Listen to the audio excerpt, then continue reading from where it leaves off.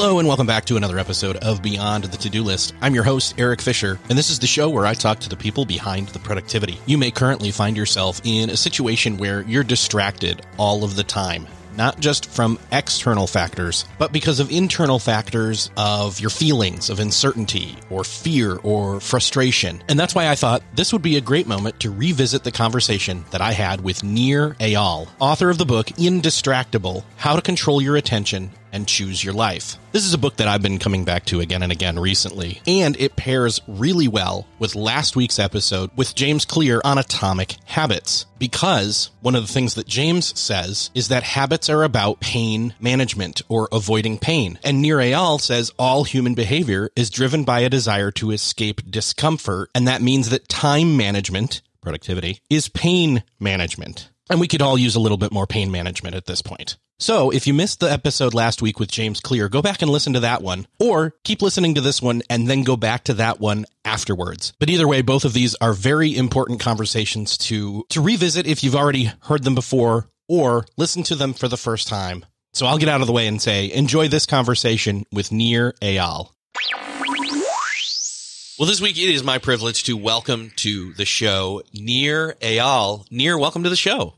Thanks so much, Eric. It's great to be here. I talk to people about their new books all the time, and I get lots of pitches. And so when someone writes a book that's all about just like not being distracted, I'm like, haven't we covered this enough already? And I am so glad that I am so wrong. This is the productivity book I honestly didn't know I needed, but you didn't start with this. This is your second book. Your first book really had to do with habits and, the way that products hook us, that they form addictions where we can't not have those products because they form addictions into inserting themselves in our lives. And that's essentially a good thing from a business perspective, for sure. But as a consumer, I don't know. Anyways, but that's what the book Hooked was about. What was the idea of going from Hooked over to Indistractable? Yeah. It's interesting. So what you said in the very beginning of like, oh, do we need this? It's all been covered. And so I read all those books and I found that they didn't work for me. And because all the books basically said the same thing. All the books out there basically said, technology is a problem. Technology is melting your brain. Go on a digital detox, do a 30-day plan, meditate, and you won't get distracted anymore. And I tried all of it. I got myself a flip phone from Alibaba. I bought myself a 1990s word processor from eBay. And I said, okay, I did what the book said. No more technology, right? It's only the older type technology. I can't get constantly distracted with Facebook and Reddit and YouTube and all that stuff. Now I'm going to be super productive. And of course that didn't happen because I'd sit down at my desk and I'd say, there's that book I've been meaning to read, or let me just tidy up my desk real quick, or I probably should take out the trash. And I constantly find distractions because I hadn't dealt with the root cause of the problem.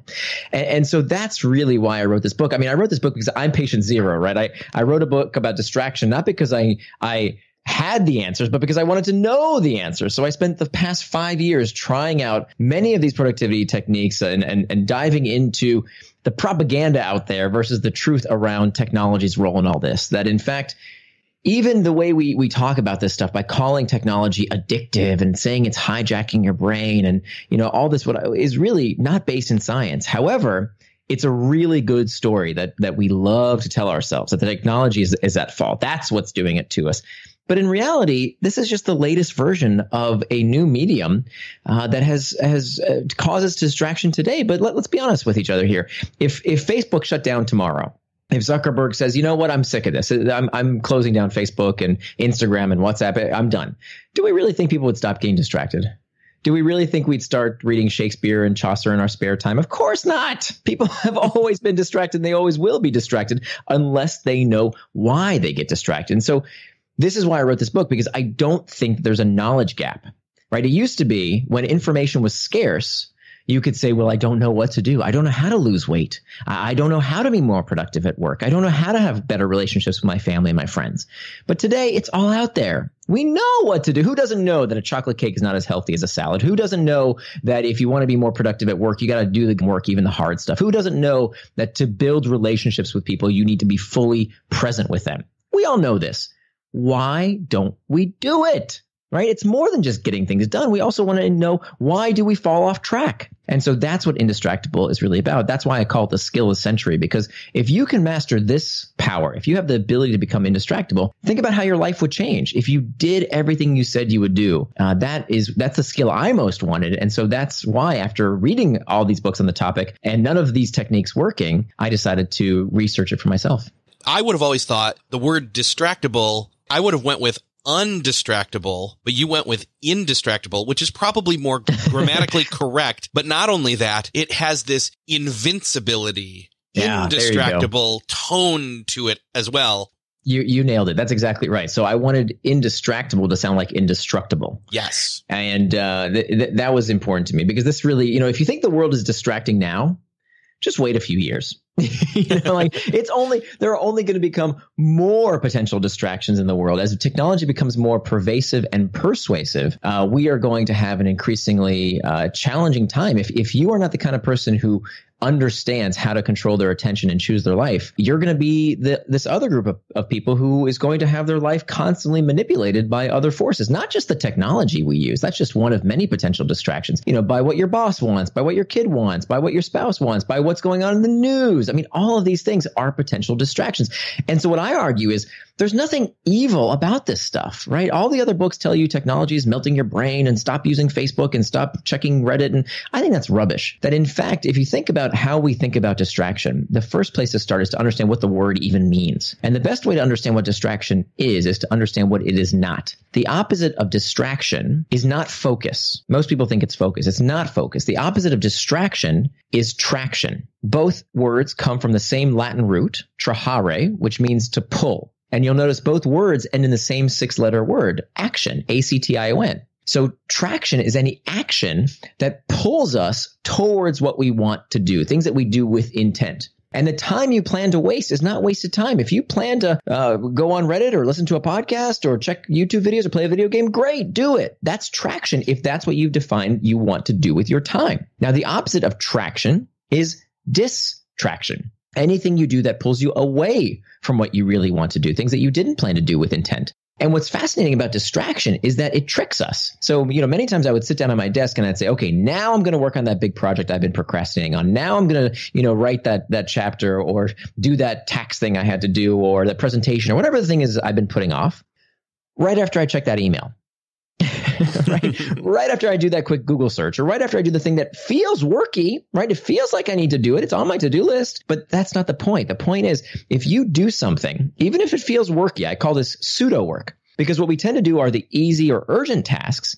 And that comes at the cost of the harder tasks that are just as important, but perhaps less urgent. But if we don't get to work on them now, you know what happens. You procrastinate, and you don't do the big important stuff that really moves your life forward. So checking email, even though it feels like a work task, if you're doing it when you plan to work on that big project, is just as much of a pernicious distraction as playing a video game, because it's not what you plan to do with your time. And so my goal, I'm not going to tell anybody how to live. If you want to play video games, if you want to watch YouTube videos, I don't care. What I want you to do is to live according to your values. I want you to do whatever it is that you say is important to you.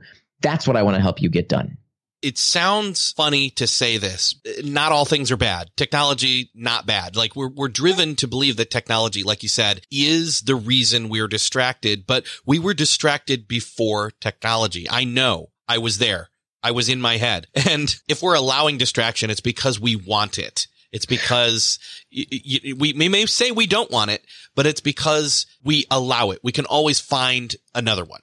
Right. And we need to acknowledge that there is hardwiring that we have inherited from our evolutionary past that contributes to distraction, right? People have always been distracted. Socrates and Aristotle talked about it 2,500 years ago. They called it akrasia, the tendency for people to do things against their better interest. I mean, literally 2,500 years ago, people were saying, boy, isn't the world such a distracting place these days?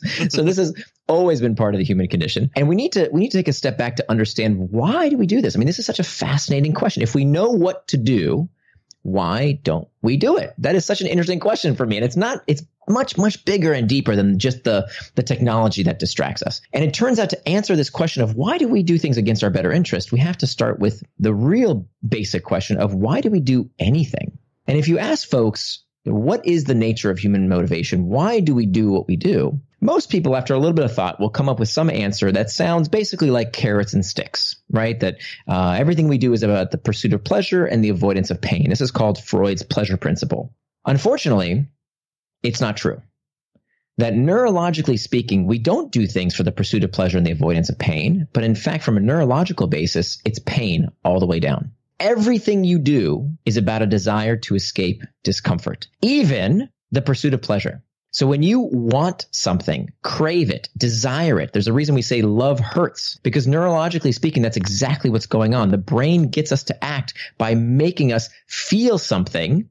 That action will stop that bad feeling. So when you feel cold, that's not comfortable, you put on a jacket. If you go back inside, now you're hot, you take it off. If you are hungry, you feel hunger pangs, you eat. And when you're stuffed, oh, that doesn't feel good, you stop eating. So that's physiological sensations. This is called the homeostatic response. The same truth is constant when it comes to psychological sensations. So if you're lonely, check Facebook. If you're uncertain, you Google. If you're bored, you check Reddit, stock prices, ESPN, lots of things cure this uncomfortable sensation of boredom. So if we can agree that all human behavior is spurred by a desire to escape discomfort, listen carefully, that means that time management is pain management. And so that's why I was so excited to be on your show, because this is how we move beyond the to-do list. Because you can use every life hack and every technique in the world about how to be more productive. But if you don't understand this truth that time management is pain management, you are never going to be able to control your attention and choose your life. We have to start by learning tactics to cope with discomfort in order to do what it is we say we're going to do. In the book, you talk all about where are these different pains coming from internally as well as externally. Right. And so I'd love to talk about some of this, so let's start with internal. I knew this to be true when I started reading the book, but it was a new awareness for me about recognizing that distraction starts from within. Yeah, that's absolutely right. And that's the most important first step. That when we realize that all our behavior is driven by a desire to escape discomfort, whether it's traction or distraction, we can utilize those uncomfortable sensations for good. One of the beefs I have with the self-help and personal productivity industry these days is that the industry preaches to people that if you're not happy all the time, if you're not, satisfied, then something's wrong with you. And nothing could be further from the truth. That we have to realize that our species has inherited this perpetual disquietude. We are designed for dissatisfaction. Think about it from an evolutionary basis. If there was ever a group of Homo sapiens who were satisfied and happy with life, our ancestors probably killed and ate them. Okay? Because satisfaction is not evolutionarily beneficial. And so what makes us strive for better, stronger, faster, what helps us create life-saving medicine to reach for the stars is dissatisfaction. Now, if we let it get the best of us, it can lead towards distraction. But if we can harness it, if we can utilize it, then it can be our greatest strength because it can move us towards traction. And so what we have to do is to become more aware of these uncomfortable emotional states and use these tactics that I describe in the book to move us towards traction by coping with the discomfort in a healthier manner or fixing the source of the problem. So that's our only two choices. And when we take those two paths, there's techniques we can follow. But that's really, in summary, our fork in the road. When it comes to these internal triggers, if we realize that time management is pain management, we have to figure out what's the source of the discomfort. Is it something I can fix in my life? Is it a toxic workplace culture? Is it a failing marriage? Is it financial troubles? If that's the source of the problem, well, that has to be fixed first. But the fact is, you're never going to take away all your pain and discomfort. That's part of being a human being. And so the only other strategy we can use is how do we cope with that discomfort in a healthier manner? And there are three ways we can do that. We can reimagine the trigger, we can reimagine the task, and we can reimagine our temperament. But I don't want to talk too long. I'll let you steer here. Yeah. It's clear to me. Again, this was the new piece to me that suddenly clicked in my brain, was that the understanding of the pain equals the understanding of our internal triggers, because again, basically knowing what the distractions are distracting you from is the key to understanding how to keep from being distracted. Right. That's exactly right. And that was never something that I ever dealt with. Yeah. And most of us don't learn that. And in fact, what most people do is they fall into one of two camps. I call them the blamers or the shamers. The blamers say, it's the technology that did it to me. You see, it's hijacking my brain. These products, they're built to be engaging. Well, duh. Do we want Netflix? Hey, Netflix, can you please make boring shows that I don't want to watch? Hey, Facebook, make your product something that I don't want to use. Or Apple, can you make crappy devices that are not user friendly? That'd be great. Okay. No, that doesn't make any sense. This isn't a problem. This is progress. Of course, we want products to be easy to use, user friendly, fun to use. They're designed to be engaging. So we can't blame technology for being something we want to use. That's why they are built that way. And I know this from being an industry insider. I know all the psychological tricks that they use. And I can tell you from my first book, Hooked: How to Build Habit Forming Products, these techniques are good.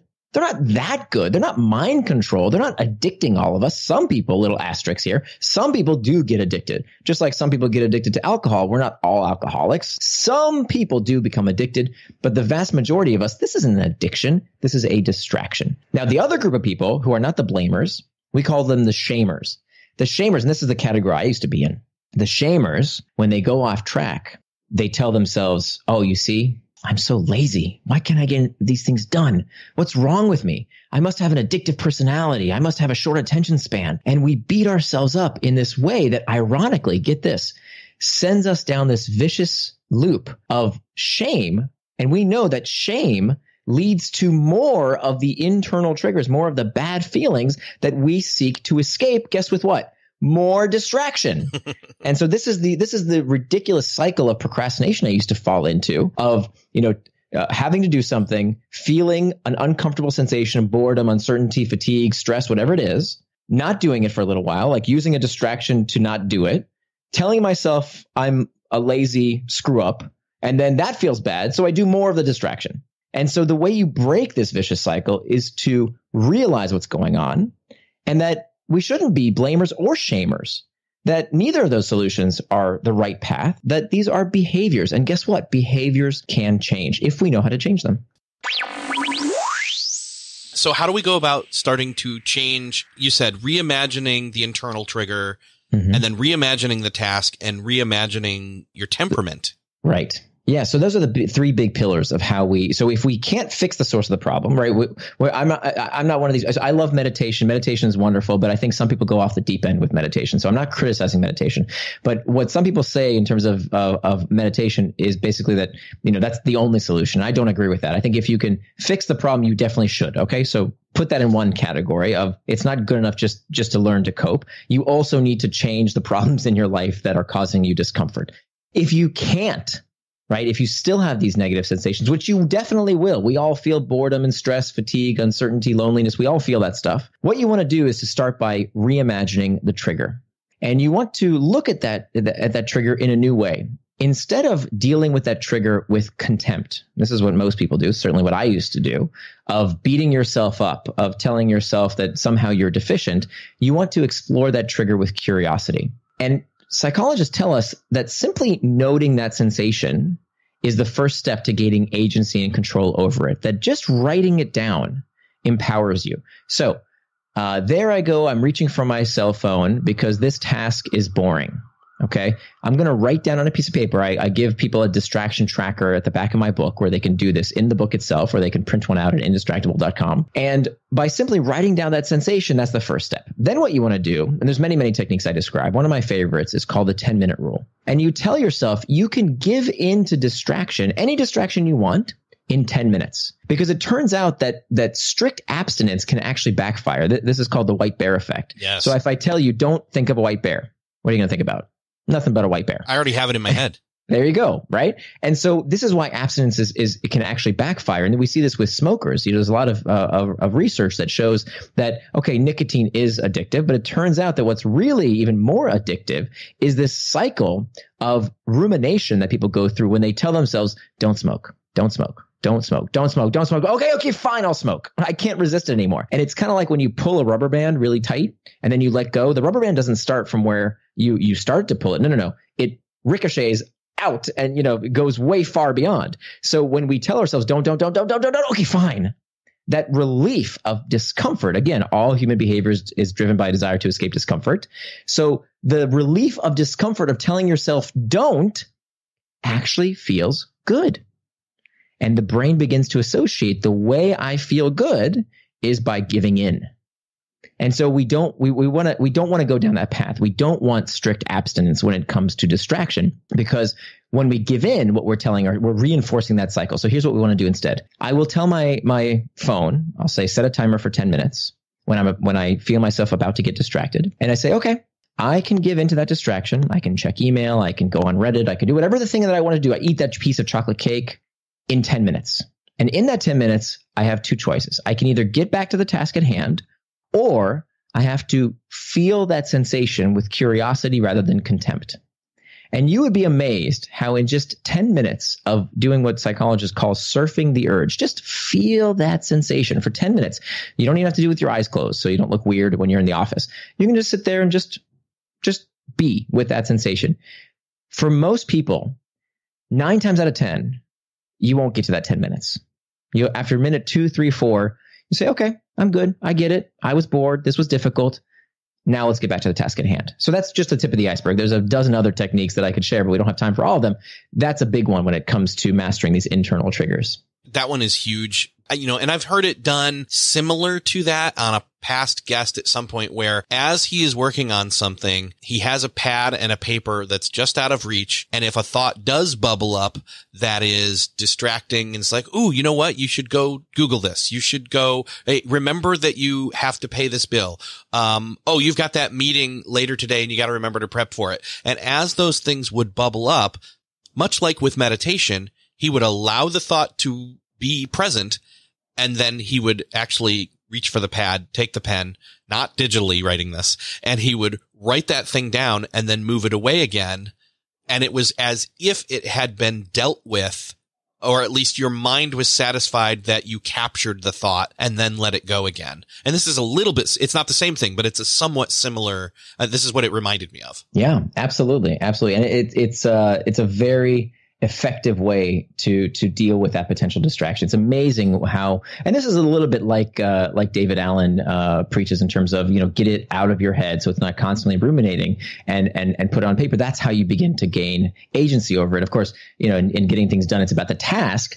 I argue that you can also use the same technique for the feeling, for the sensation that you're trying to not give into when it comes to distraction. Because again, we can use those uncomfortable emotional states for good. So instead of telling yourself, what people who get distracted, the way I used to operate was, as soon as I would feel something I didn't want to feel, boom, I would jump into whatever that thing that would relieve the discomfort that I didn't want to face. So I would, click onto some other website or some other task or whatever to take me out of the pain I was in psychologically. But of course, we can use that for good by changing the narrative, by talking to ourselves in a different way. So instead of saying, oh, you see, I'm so lazy, here I go again, getting distracted.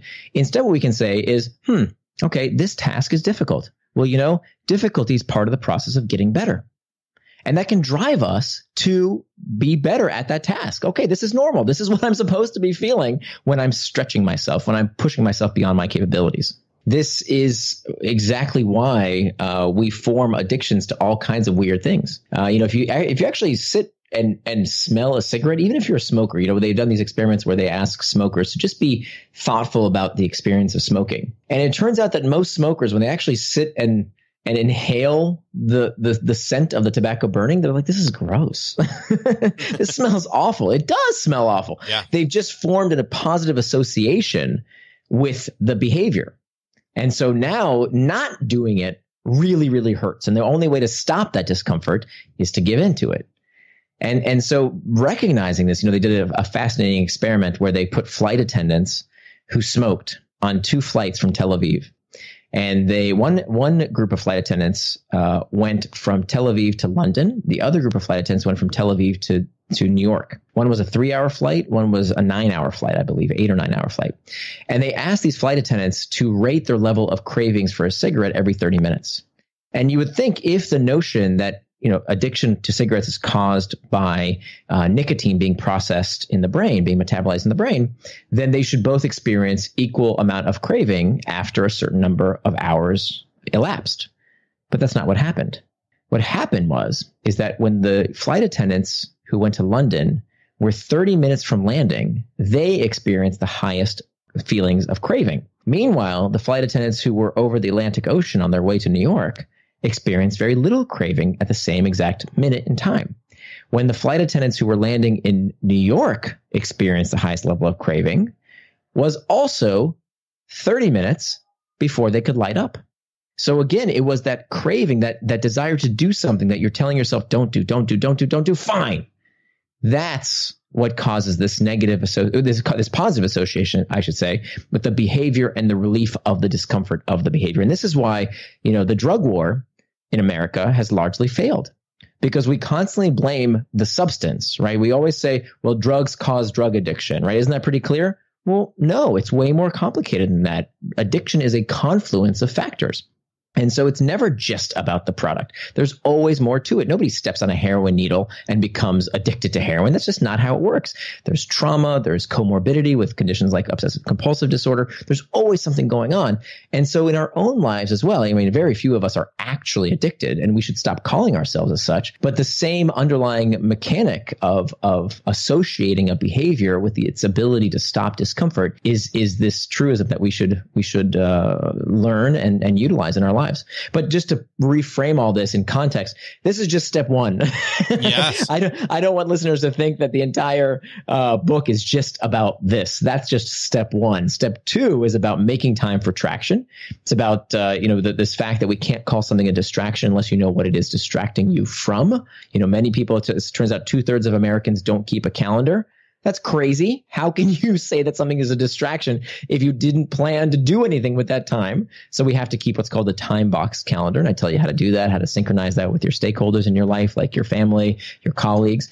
And then the third step is to hack back the external triggers, all the pings, dings, rings that pull us off track, not only on our phones, not only on our computers, but in many different aspects of our life. How do you hack back an open floor plan office, right? What if you work in an office where people walk by your desk every day? That's super distracting.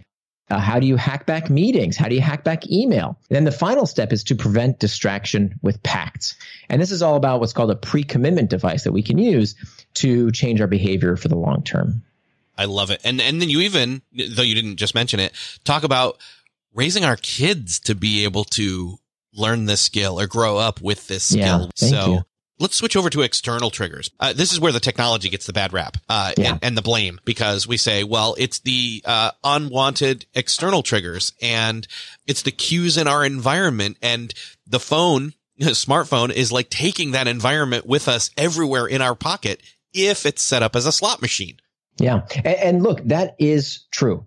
That's what my book Hooked is all about. The reason I wrote Hooked wasn't for the benefit of the gaming companies or the social media companies. They've known these techniques for a very, very long time. And I argue we want them to make their products engaging, right? Would we want it any other way? And so all sorts of products that are engaging use consumer psychology. They use variable rewards, intermittent reinforcement, social rewards. That's part of what makes these things interesting. Now, I think there's a leap in people say, well, that's mind control.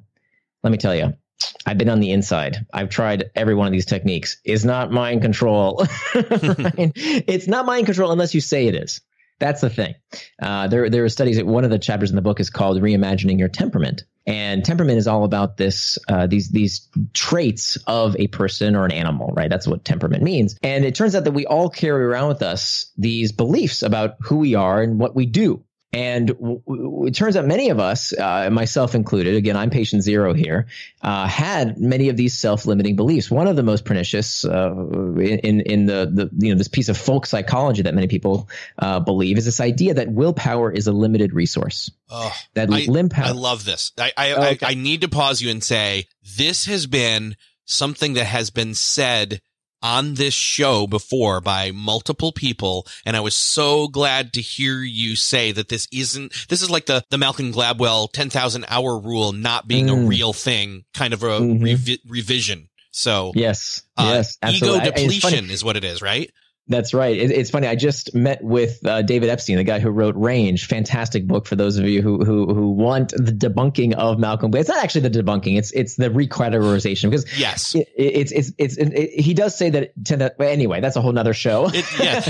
Malcolm wasn't wrong. He just left some stuff out. That's all. That's right. We'll leave it at that. So, and it turns out the same is true when it comes to this concept of ego depletion. And we've all heard it, right? That you run out of willpower like gas in a gas tank. And this used to happen to me every day. I didn't know it was called ego depletion at the time, but I'd come home from work and I was feeling spent. Note that word, spent, right? Like gas in a gas tank, none left. And so I deserved to sit on the couch and watch Netflix and eat a pint of Ben and Jerry's because I'm spent. No more willpower, And there were actually studies a few years ago that showed that this effect was real, except for the fact that other psychologists couldn't replicate the results. That when other psychologists said, this looks a little too good to be true, this, I'm going to do this study again. And if you've been following the social psychology landscape, there's been a lot of problems now with replicating the results from many studies. And this is one of the studies that kind of came under the gun. And it turned out that ego depletion does not exist. It is not a real thing. You do not run out of willpower like gas in a gas tank, except certain people. There is one group of people, and this research was done by Carol Dweck at Stanford. You might have read her book about mindset. Fantastic work. And she did this study where she found that willpower is a depletable resource, that ego depletion does really exist for one group of people. And that group of people are people who believe in ego depletion. I love it. Right. Oh. And this is so important because this is exactly what's going on with this current debate around technology addicting you and hijacking your brain. Well, if you tell yourself that that's true, it is true because you learn helplessness. You don't even try to change it. And so that's what I'm on this crusade to fix. I want to empower people to understand that there is so much more you can do about distraction than you may even know. This dovetailed right into what I was talking about with the not eating at night thing. And what I realized was happening after the fact.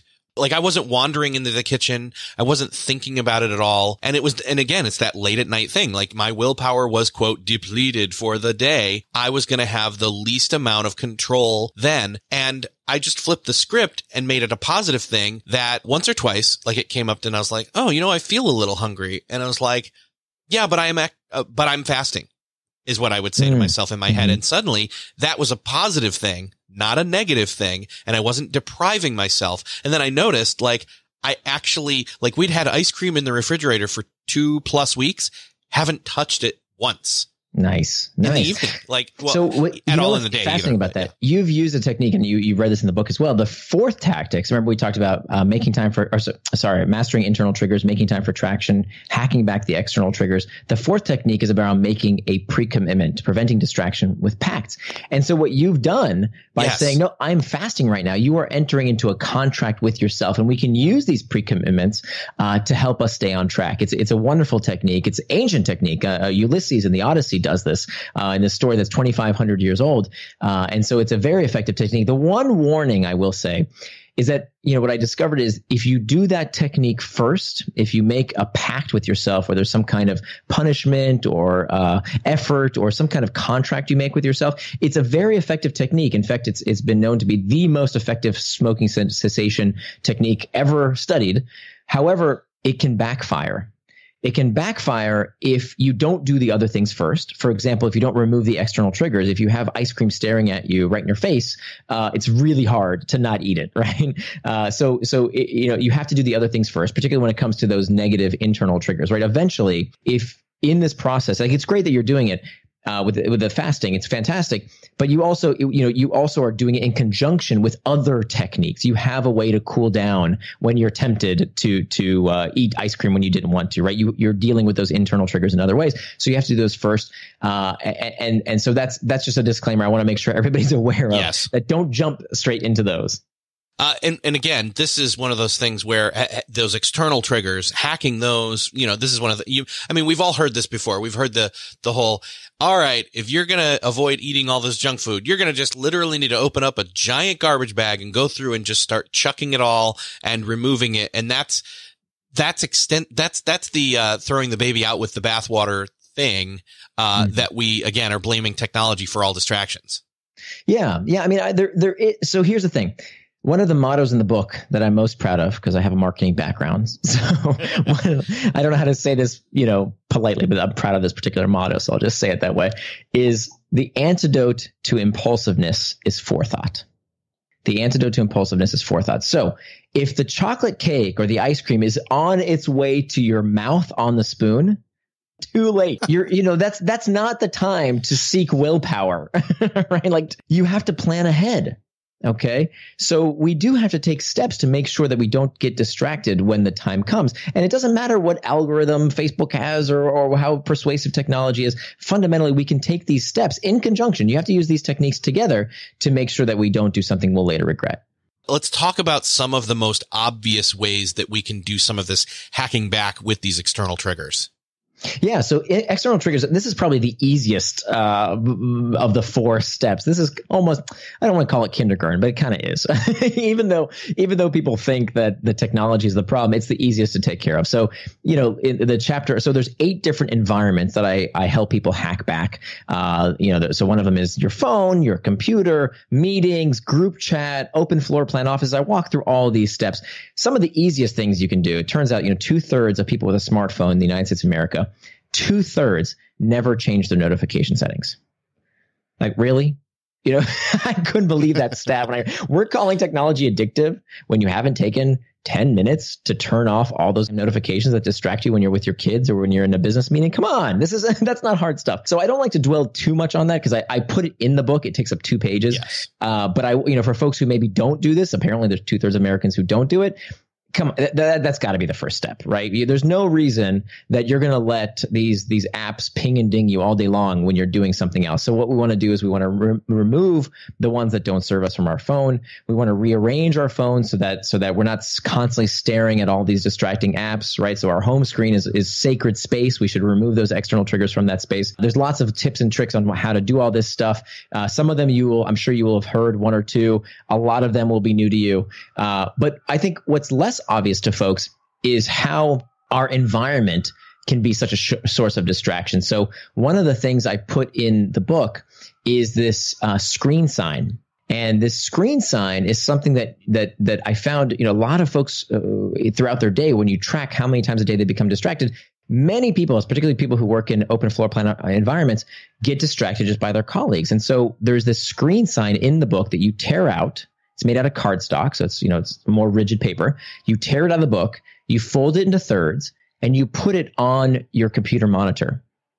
And it tells your colleagues, I'm indistractable at the moment, please come back later.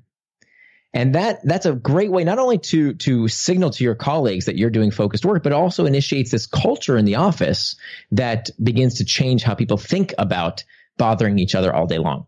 And you say, oh, well, I'll use headphones. Isn't that, when I use headphones, people know to leave me alone. That might be true, but it comes with the baggage that people think you're watching YouTube videos. So people don't know what you're doing with those headphones. So it's much better to put this screen sign that tells people I'm indistractable at the moment. Please come back later.